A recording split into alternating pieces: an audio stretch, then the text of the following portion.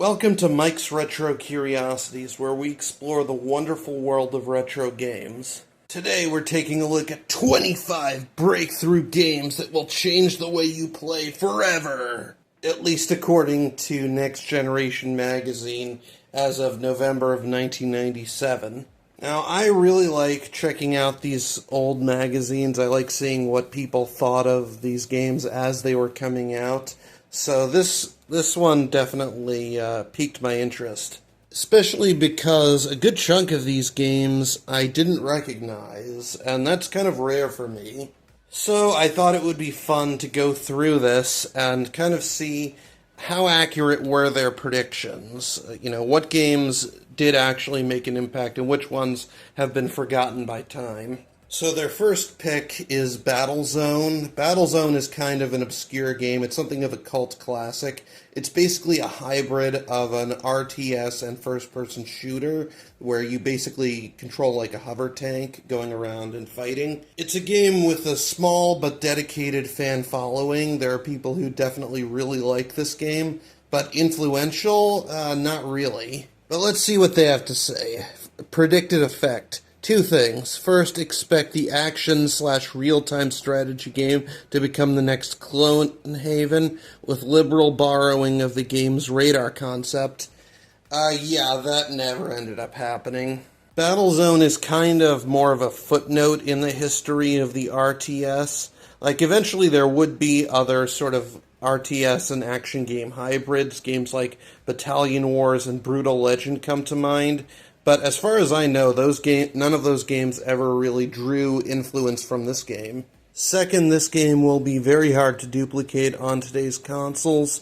The balance of innovation is swinging back to the PC from the current generation of consoles. Well, first off, this game did end up getting a console port to the Nintendo 64, although from what I've heard, apparently that version is not very well regarded.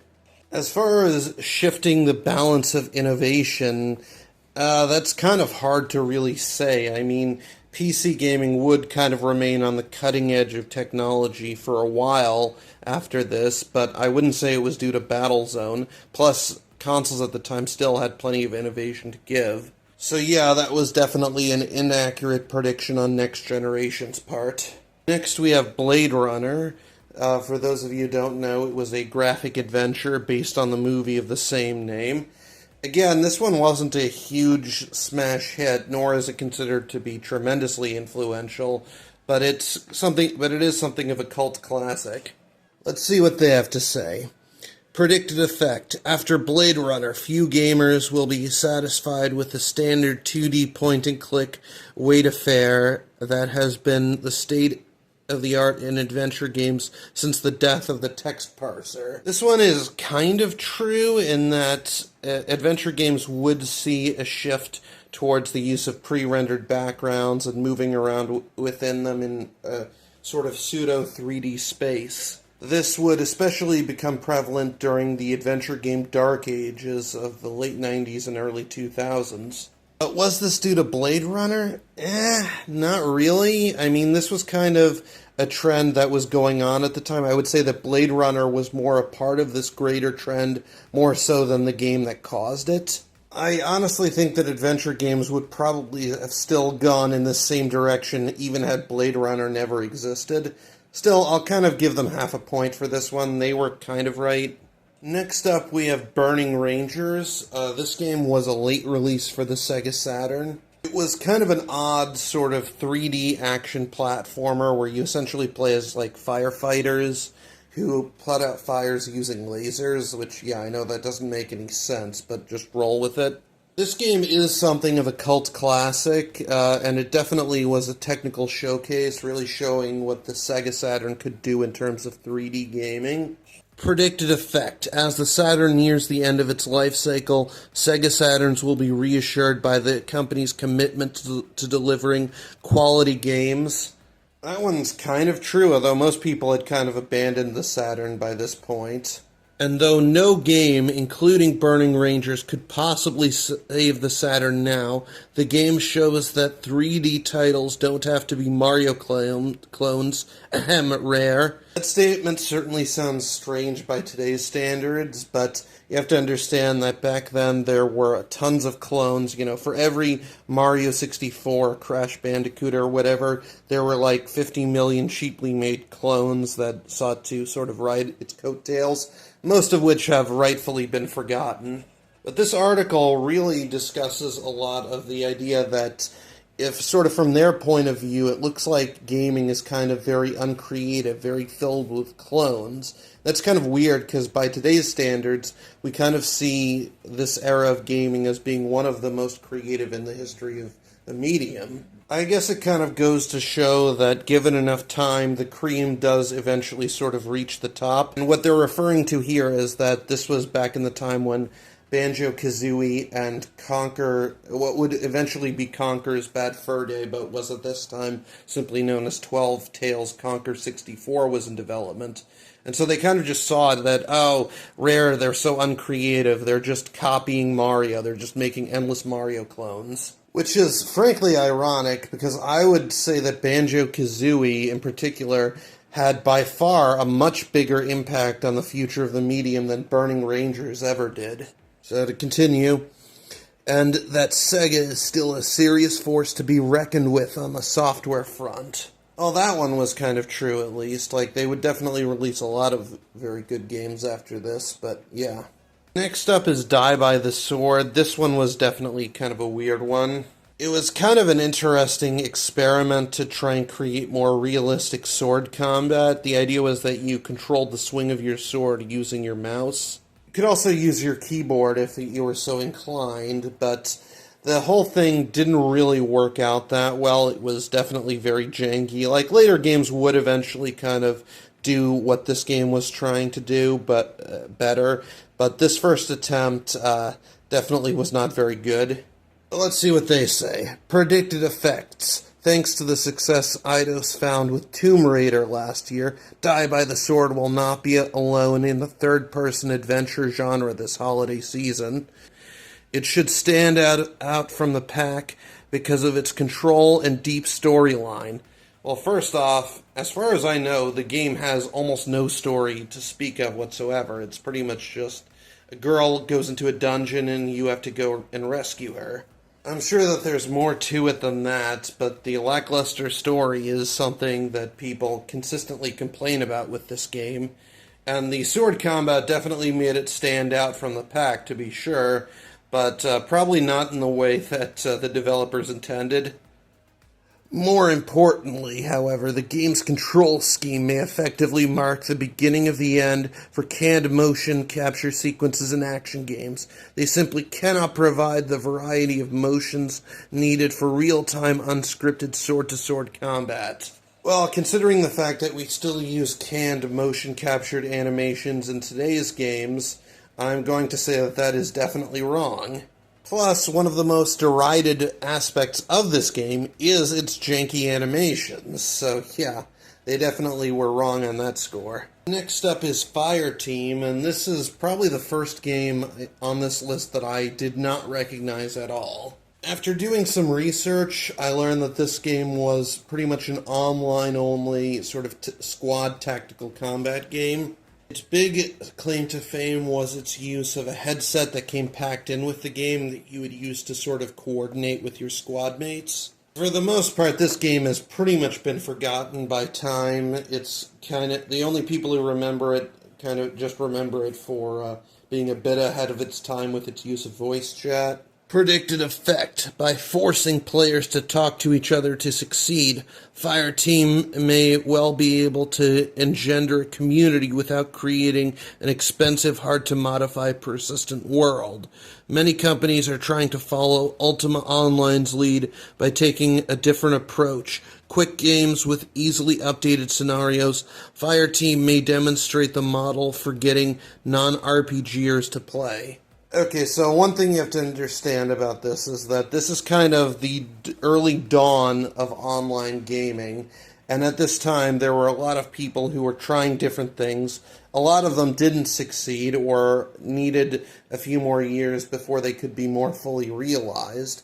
And at the time, online multiplayer like this was almost like, seemed incredible. It was almost like black magic at the time. As for the prediction, I mean, they were kind of right, but certainly it wouldn't be Fireteam that would cause it. As I said before, Fireteam has essentially been forgotten, and as far as I can tell, it had virtually no impact on the medium. Voice chat would eventually become a standard feature for online play, but not until after we had gotten past dial-up. And as for the idea of sort of quick-to-construct sort of modular levels for online games, not really. Well, kind of. I guess Diablo and stuff like that would sort of have elements of that, although that already existed by the time this game came out. But moving on, next we have Fly-by-Wire. This game would eventually be renamed RC Stunt Copter, and it appears that the PC version was also cancelled. RC Stunt Copter is generally well liked, but again, it is sort of more of a cult classic. And as far as I know, I don't think it really ever had any sort of big impact. Predicted effect. It's difficult to predict what kind of effect a game like Fly-by-Wire could have, beyond saving a lot of people a lot of money on toy helicopter repairs. Skills learned in the game transfer amazingly well to the real thing. Well, I'll have to take their word for it, because I've never used a real remote control helicopter. Best case, it provides a wake-up call to the legions of developers who continue to work only on the tried and true. Worst case, we get a fun and addictive game, and maybe a pack-in for the analog controller. Either way, expect Dave Perry's reputation among gamers to continue to improve. Again, we get this sort of mentality from the time where gaming was considered to be very sort of uncreative, with developers unwilling to take risks. Again, very similar to what we have today. As far as spurring more creativity among game developers, not really. Again, this game didn't really leave much of an impact. It is a cult classic, people like it, but it's not the sort of game that really influenced all that many people, at least as far as I know. This game was not packed in with the DualShock, although in retrospect that might not have been a bad idea. As for Dave Perry's reputation, nowadays he's more or less largely known for games like Cool Spot and Disney's Aladdin on the Genesis. I don't think most people really remember that he made this one. Next we have Gopicos. This is another game that I didn't recognize. This game is a bit of an odd duck. It's what at the time they called an artificial life game. The idea is that you guide a sort of little creature through an obstacle course, but this creature, it has sort of a very dynamic AI. The idea is that it starts off basically not knowing much of anything, and you kind of have to teach it different things like what obstacles will hurt it and even how to walk. The idea with this thing was that it wasn't like a traditional game AI. It was very much kind of a simulation of a living creature that would sort of learn and grow. Next Generation Magazine seems to have been rather enamored with this style of game, as earlier in this magazine they dedicated a rather lengthy feature to another game in this style. But as you can probably guess, this game's largely been forgotten. Predicted effect. Games like Gopicos ordinarily don't spawn imitations, just as the original Lemmings is pretty much the only game in its genre. I don't know if that's true. I think there were a couple of Lemmings clones. However, its highly advanced artificial life program could be easily translated to any game. This sort of AI in a football game would be something to see. Yeah, they mentioned that in the previous article, too. They really seemed sort of enamored with the idea of putting this sort of AI into something like a football game. There would be a few other games that would utilize this kind of sort of learning AI. Like, an example that comes to mind is Super Smash Bros. With its amiibo characters that can sort of learn your playstyle. And to some extent, this does kind of foreshadow the large learning models that we have today. But even still, most games nowadays still use the same sort of AI that they used back then. It's just a bit more advanced. Despite a few interesting attempts, this sort of artificial life game would never really catch on, at least not in the form it is here. Next is GPolice. GPolice was an interesting game by Psygnosis.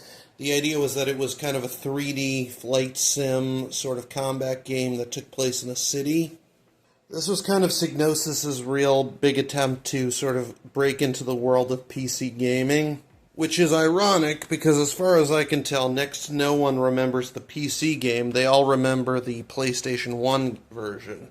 The PlayStation 1 version is considered to be, okay, I guess. Definitely not one of Psygnosis' best works, but far from their worst. The big problem that people had with it was its very limited draw distance. You could definitely tell that this game was primarily optimized for the PC, with the PlayStation 1 version coming as something as of an afterthought. Remember how it was Psygnosis that really showed what the PlayStation could do, and how eventually other developers caught up, by which time, of course, Psygnosis was way ahead again. Expect the same thing to happen on PC, while giving the company in the process its first original PC mega hit. Well, this game was definitely not a mega hit on PC, at least from what I could dig up.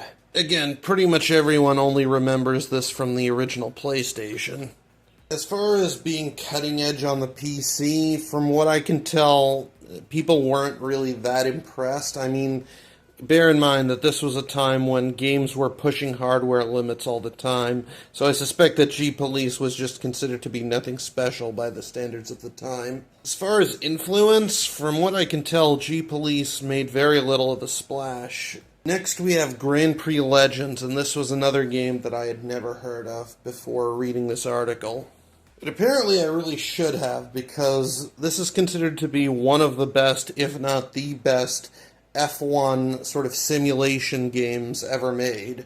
It is definitely very much beloved among simulation racing fans, although I guess you could sort of chalk up my lack of knowledge to the fact that I'm American and F1 racing is relatively unknown around here.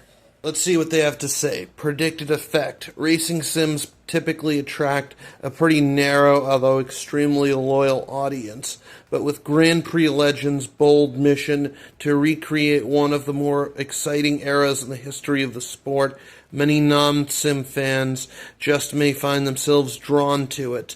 More generally, a new era of historical sports sims may be dawning. Accolades Legends Football is another example of the trend. Well, first off, apparently this game bombed when it released here in the US, so its ability to draw in non-racing sim fans is definitely very questionable. As for creating a trend towards historical sports sims, definitely not. I mean, there are, I think a couple of other games that did something similar from around this time. Spirit of Speed on the Dreamcast comes to mind. But for the most part, this sort of game never really caught on. Next up is the original HalfLife, and for one thing, they got the release date wrong. It says here November 1997, and the game wouldn't release until the next year. You can also see from these screenshots that while there are elements that you recognize, this is definitely sort of an early build. I don't think that this scientist character ever appears in the final game. Half-Life, of course, would end up being a massively influential first-person shooter. The game revolutionized the way that stories could be told in video games. It had great level design that definitely moved away from the more maze-like levels of games like Doom and Quake towards a sort of more linear set-piece-based design that we're more familiar with today. Its pacing was second to none at the time, and it took a more intellectual approach to first-person shooting. Not to mention it spawned countless imitators, it spawned plenty of mods, as well as sort of side games like Counter-Strike or Team Fortress Classic. So yeah, you could definitely say that the original Half-Life is indeed a very influential game, and definitely a good pick for this list. Predicted effect. Although a number of developers are trying to push the first-person action game in the direction of less twitch and more actual thinking and emotional commitment, Valve seems to come closest to nailing the right formula. As Valve co-founder Gabe Newell says, it's an active world. It's not about a bunch of things standing around waiting for you to come along and shoot them.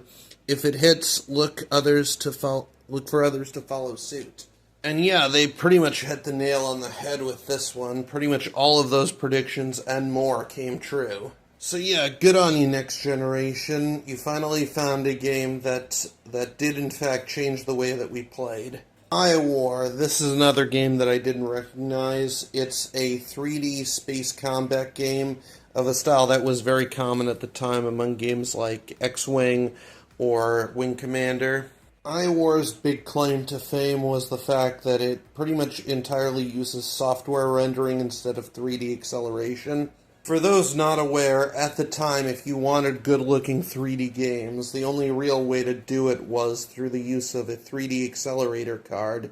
This was very much sort of the heyday of stuff like the 3DFX Voodoo card. Let's see what the predicted effect is. With most of the attention in the PC arena being given to 3D accelerated multiplayer games, iWar would seem dangerously close to falling into the not interested category. However, it may just be its refusal to go with the crowd that makes the game stand out. If there is a future for single-player Elite-style games, iWar will reveal it. Yeah, not really. This game, despite being fairly well-regarded, has largely been forgotten by time. 3D acceleration would continue to be the standard for these sorts of games for the foreseeable future. And as far as flight combat games are concerned, it would be games like Star Lancer and Star Wars X-Wing Alliance that would reveal the future of the genre, not this game. Next, we have Star Wars Jedi Knight Dark Forces 2. This is another one that I own. The game continues the adventures of Kyle Katarn as he discovers that he is in fact Force-sensitive and sets out on his own sort of Jedi journey. This game is well remembered and critically acclaimed. For the time, this was by far the best Jedi combat you could find in a video game. But even beyond that, this is simply a very good game. It's very well designed. It has an interesting story that was presented through some rather cheesy-looking full-motion video. Overall, a solid game. Was it tremendously influential, though? Not really. I mean, this is one of the more well-regarded games from the Quake era first-person shooters, but even still, there wasn't a whole lot that other games really took from this game, except for maybe its morality system. But let's see what Next Generation has to say about it.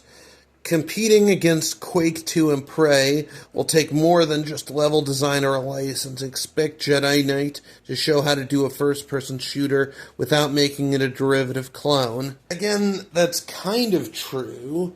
There really wasn't anything quite like Jedi Knight when it released. But again, I wouldn't really say that this game had a huge impact on the industry or anything. Next up is Mask of Eternity, or as its final name would be, King's Quest VIII Mask of Eternity. And oh boy, well, this game was definitely influential, but definitely not for the reasons that the developers intended. For those not aware, Mask of Eternity is more or less considered to be the game that both killed the King's Quest series and in many ways kind of killed the point-and-click adventure game as well. This game is absolutely reviled by fans. The whole idea with this one was that it was an attempt to sort of modernize the adventure game by implementing sort of third-person action elements to it, and it really did not do a good job of it. In spite of this, the game ended up performing fairly well, which really indicated to publishers that people just did not want point-and-click adventure games anymore, especially after the failure of Grim Fandango. As a result, this game is heavily credited with ushering in the adventure game Dark Ages. Predicted effect. Whether it succeeds or fails, and it's difficult to imagine Williams and company ever completely dropping the ball, well, apparently they did in this case.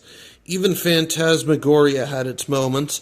The simple fact that such a high-profile series as King's Quest is in the process of reinventing itself so dramatically means the entire adventure game community is watching. Expect the genre to either change forever or stay as it is for a good while longer. Well, it certainly changed forever, but again, not in the way that the developers intended.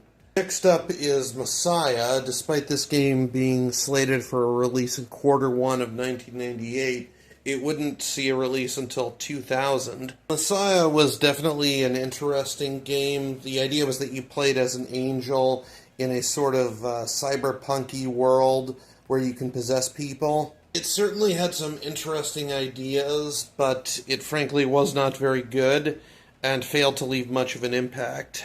So in terms of predictive effect, Mr. Perry, it's Senator Lieberman for you. Beyond generating massive amounts of controversy and publicity, as far as I know, this game did not generate much in the way of controversy. If the game's character engine is half as good as it's claimed to be, it should set the industry on its collective ear. Perry claims to have finally solved the polygon problem. So what this is referring to is that the game apparently uses what's called tessellation technology, which could basically allow the game to drastically increase or decrease the number of polygons based on the speed of the system. I guess that the idea is that it would be able to heavily scale the game based on your system's performance.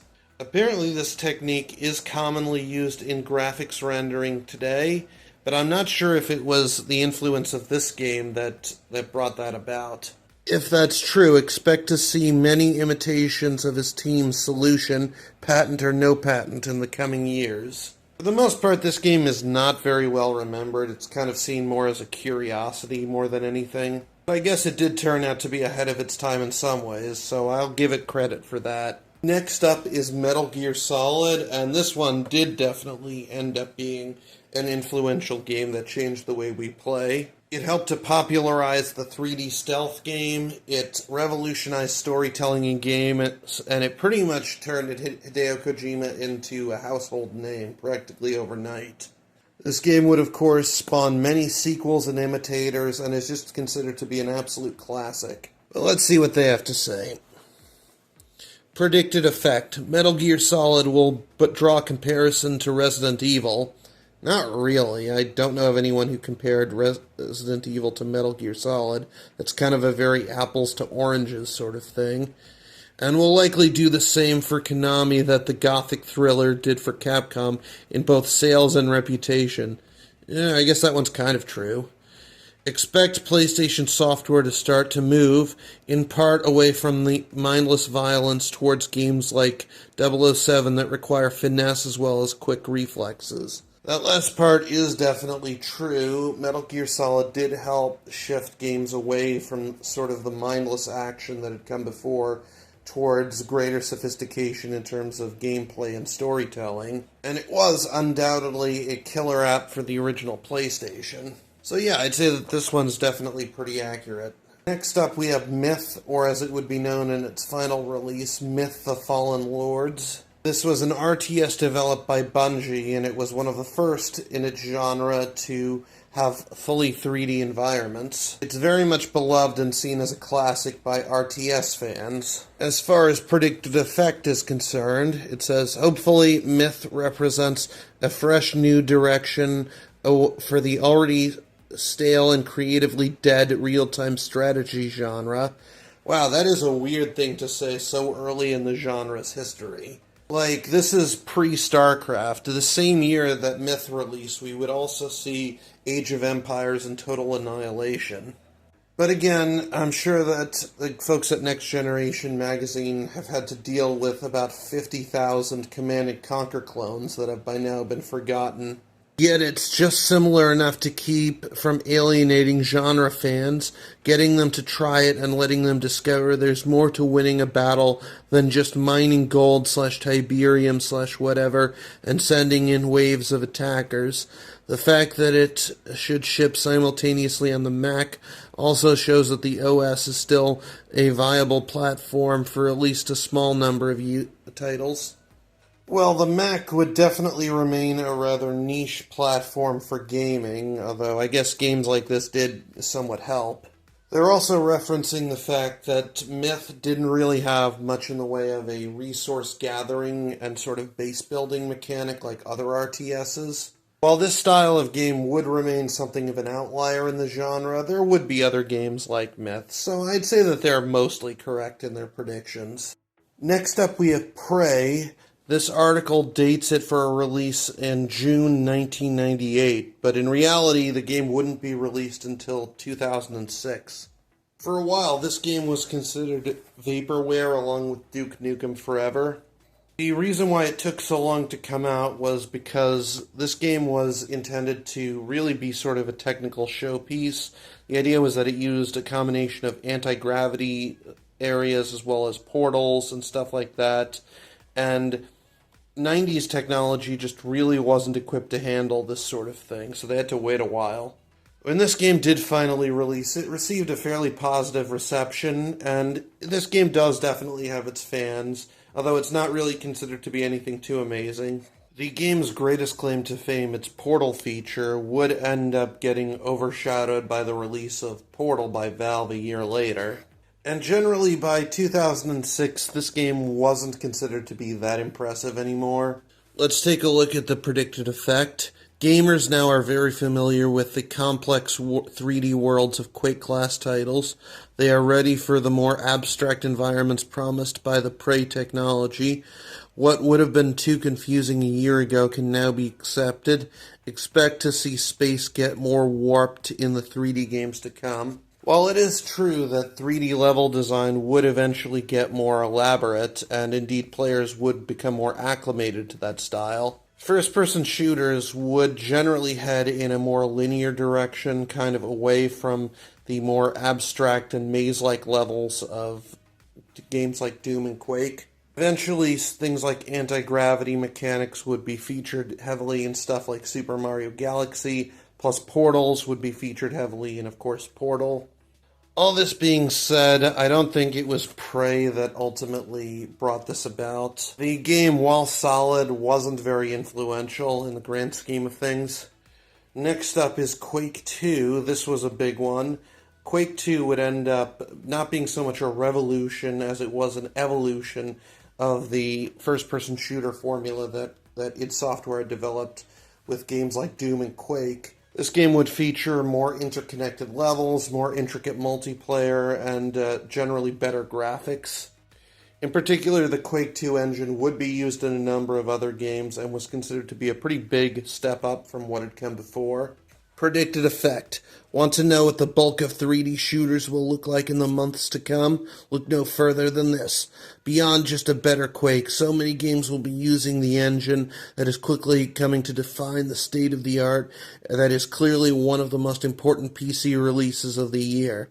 Companies' fortunes will be made and lost on how well Carmack's latest engine competes with the inevitable rivals to the 3D shooter throne. Well, that statement is very much true. Quake II was very much state-of-the-art in 1997, and it would end up competing with another 3D game engine, the Unreal Engine, the following year. Ultimately, Quake II would end up being a fairly important milestone in the history of the genre. Next up, we have Skies, and this is a game that I had no idea about before seeing this article. It was actually quite hard to find information on it. There really isn't a whole lot of information about this game online, and that's because apparently this game was canceled. And in fact, according to one interview that I was able to find, apparently this game barely even started development before it was canceled. Let's see what the predicted effect is. Think every persistent world needs to be set in the Middle Ages? Think again. On setting and character design alone, Skies deserves to be on this list. There simply has not ever been a game before that features anything like these characters doing these things, although there will probably be some in the future. Generally, the medieval fantasy theme would largely be the standard for MMOs going forward. The future history of this genre would be dominated with games like Ultima Online, EverQuest, The Realm Online, Dark Age of Camelot, and of course World of Warcraft. Even the top 3 MMOs today are World of Warcraft, The Elder Scrolls Online, and Final Fantasy XIV Online. There were some games that tried to utilize different themes and settings in the early days, although it would really take off in the post-World of Warcraft era when every game was trying to differentiate themselves from it. though even to this day, medieval fantasy remains the standard. Sadly, this game would never spawn any imitators, nor would it become influential, because again, it was never released. Although it looks pretty interesting, one can only wonder how the history of MMOs might have turned out differently if this game had released and had been a hit. Next we have Starcraft, and that's another big game. Starcraft would ultimately end up becoming the gold standard for RTS games for quite a while to come. It featured incredibly refined gameplay, as well as 3 factions that each played very differently from each other, amazing balance, and excellent online integration with Battle.net. There's a reason why StarCraft ultimately became the national sport of South Korea.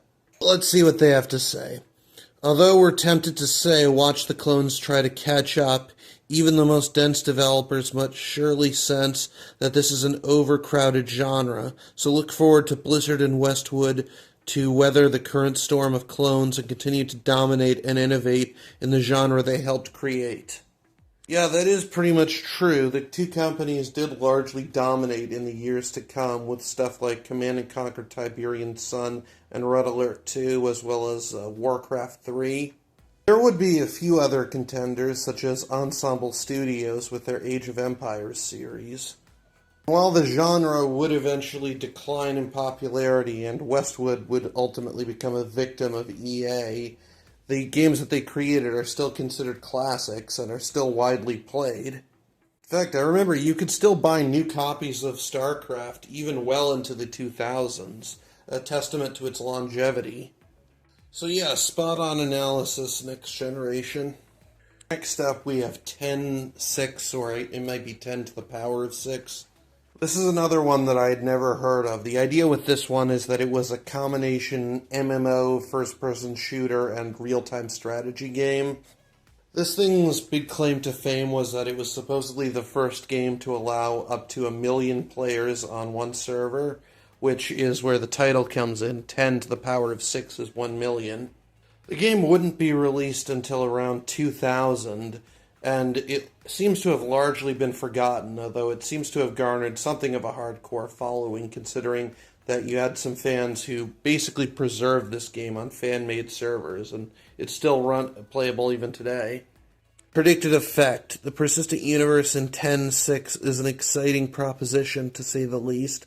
What will happen when 1 million players start implementing different strategies and gameplay schedules is really anyone's guess, and the possibility of intriguing gameplay innovations coming from this experimental approach is absolute. This, combined with future applications for the transactor technology, may forever change the way that multiplayer games are played. Transactor technology is essentially their name for the system that they implemented to allow for objects to be traded, bought, sold, or stolen within the game.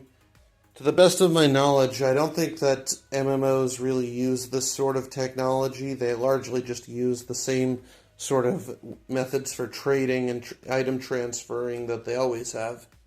And from what I can tell, this game seems to have left virtually no impact. In fact, I'm not even sure if 1 million players ever signed up at one time to fill up the server.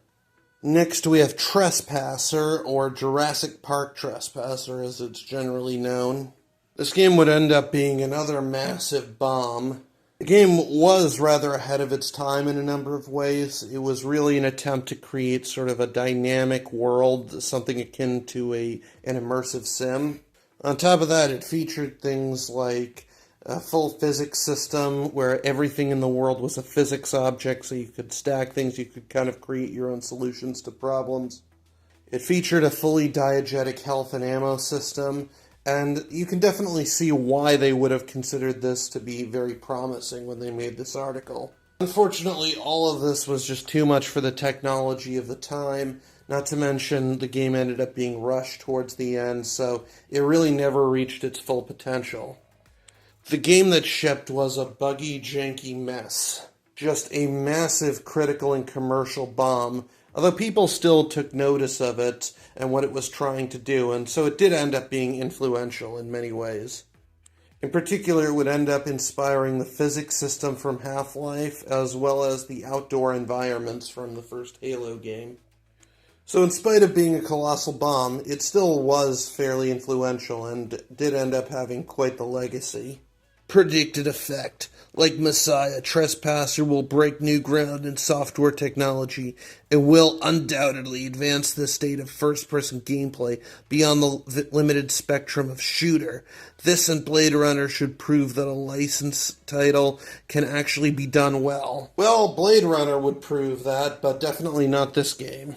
And while Trespasser itself wouldn't advance the state of first-person shooting, it would inspire a number of other games that would. Next up is Ultima Online. I have the CD case for this one. Ultima Online would prove to be a massive success and would pave the way for the entirety of the MMO genre as we know it. So much that we take for granted in MMOs today really started here, including a lot of the terminology.